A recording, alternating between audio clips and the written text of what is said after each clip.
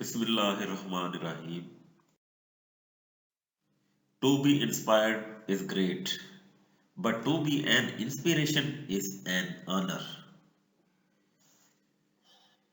दूसरे लोगों से इंस्पायर हो जाना ये भी बड़ी बात है, लेकिन हम जो खुद है दूसरों के लिए इंस्पिरेशन बने, दूसरों के लिए मोटिवेशन का जरिया बने, तो ये हमारे लिए ऑनर की बात है, इज्जत की बात है।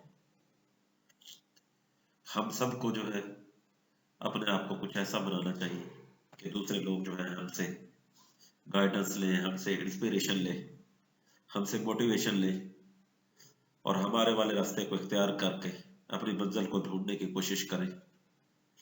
अगर जो हम मेहनत और कोशिश करेंगे, मेहनत को और कोशिश से हर चीज हासिल की जा सकती है और बगैर मेहनत और कोशिश के जो है दूसरों से इंस्पायर भी नहीं हुआ जा सकता।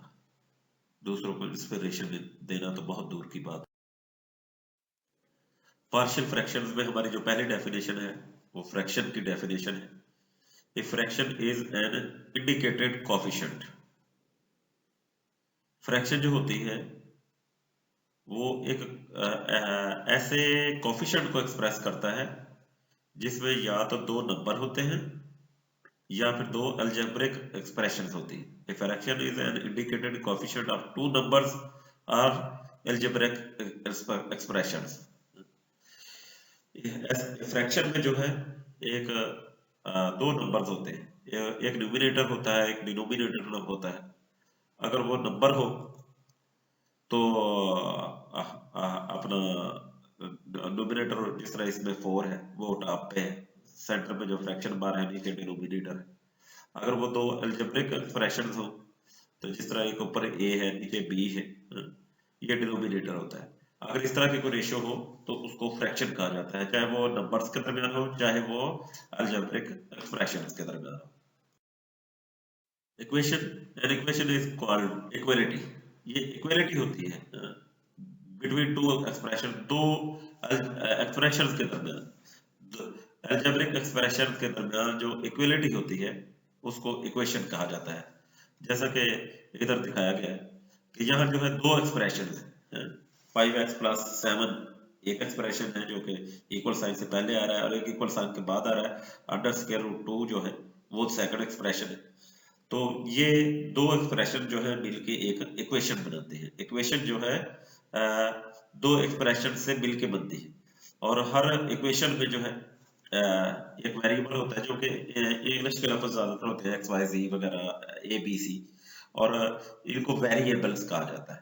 और इनके जो आगे एक अपना नंबर होता है उसको कोफिशिएंट कहा जाता है। जिस तरह एक्स के सामने 5 है तो 5 जो है इसका कोफिशिएंट कहलाता है। और इस तरह प्लस आता है, 5x के बाद प्लस आता है, फिर 7 भी कांस्टेंट कहलाता है। जो सिंपल नंबर्स हैं वो कांस्टेंट कहलाते हैं, चाहे वो स्क्वायर रूट की हो शक्ल में हो या पावर की शक्ल में हो, वो सब के सब जो है कांस्टेंट कहलाते हैं किसी भी इक्वेशन।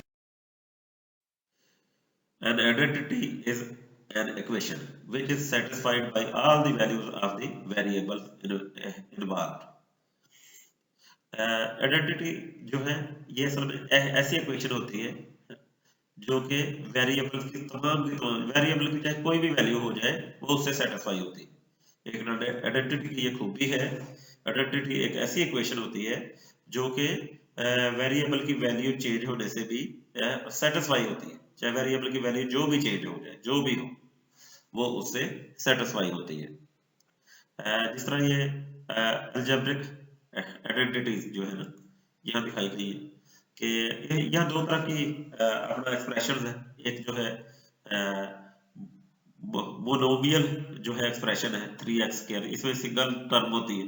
पोलिन नोमियल जो एक्सप्रेशन होती है उसमें जो है 3 टर्म इधर दिखाई गई है, उसमें 2 भी हो सकती है, 3 4 कुछ भी हो सकती है। ये जो है फर्स्ट सेकंड थर्ड 3 टर्म्स है और इनके मजमा को पॉलिनोमियल कहा जाता है। तो उसके बाद जो है अपना अलजेब्रिक आइडेंटिटीज दिखाई गई है। आइडेंटिटी वन कंडीशन एक दिखाई गई है कि इसमें a प्लस बी स्क्वायर दिया गया ऊपर और उसका फार्मूला दिया गया है square plus 2ab plus B square. तो इसमें क्या हो रहा है कि वेरिएबल जो है a है, a की जो वैल्यूज जो है मुख्तलिफ जो है हो रही है। मतलब इक्वलिटी साइन के बाद कभी ए स्क्वायर है, फिर जो है वो ए और बी से मल्टीप्लाई खा रहा है, इस तरह ये सेटिस्फाई होता है। इसी तरह ए माइनस बी स्क्वायर में भी ये सेम सिचुएशन है, और इसी तरह आइडेंटिटी 3 में भी ये जो है A square minus B square equal to A plus B, A minus B होता है।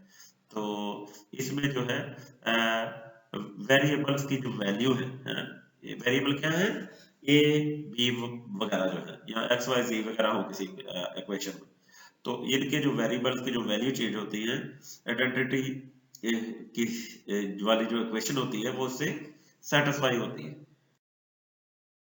Rational fraction, a fraction of which both numerator and denominator are rational numbers or are a polynomials। ऐसी fraction जिसके numerator और denominator जो है दोनों polynomials हो, दोनों पोलिनोमियल्स हो, यानी एक से ज्यादा टर्म्स पर मुश्तमिल हो, तो फिर रेशनल फ्रैक्शन बनती है।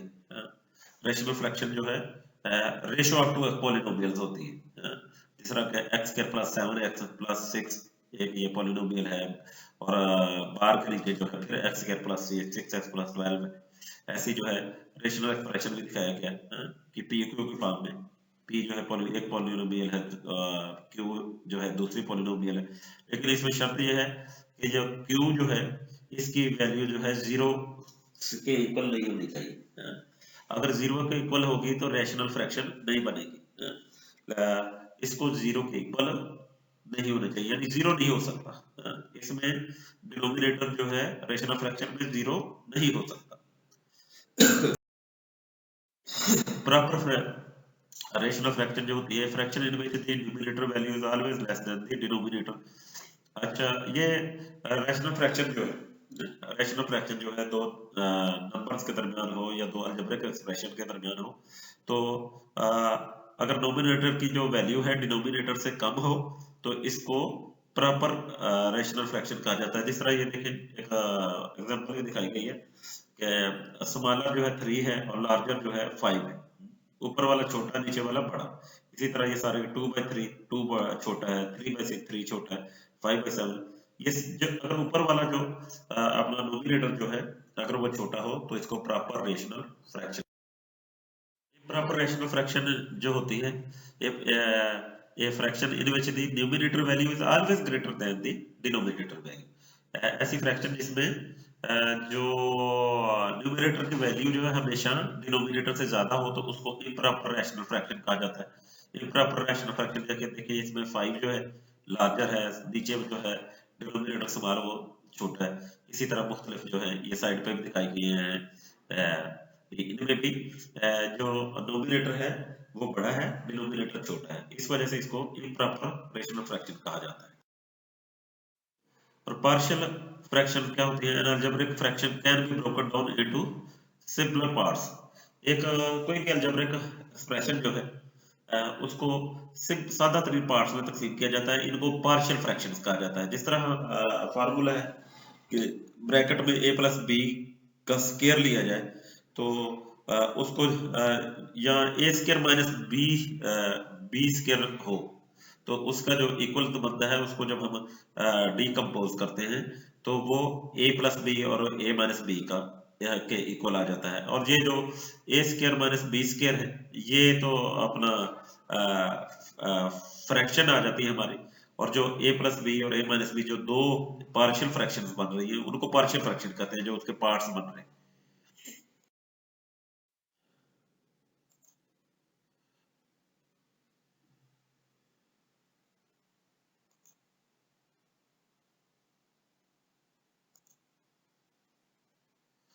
अल्लाह हाफिज, दुआओं में याद रखिएगा।